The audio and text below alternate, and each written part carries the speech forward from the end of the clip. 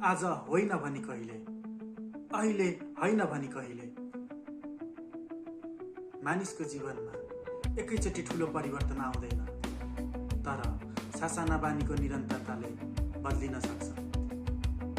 हामी प्राय भन्छौँ, आजदेखि होइन भोलिदेखि सुरु गर्छु। यही भोलिले नै हाम्रो सफलता ढिला बनाइरहेको हुन्छ। यदि आज हजुर 5 मिनट छिटो उठ्नुभयो भने, 5 मिनट सोच्नुभयो भने, 5 मिनट सिक्नुभयो भने, यही सासाना कुरा नै सफलताका साँचा हो।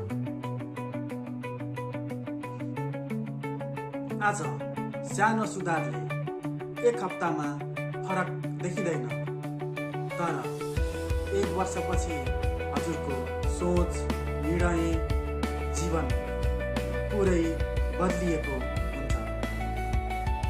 सफलता कुनै भाग्य होइन, दैनिक बानीको नतिजा हो।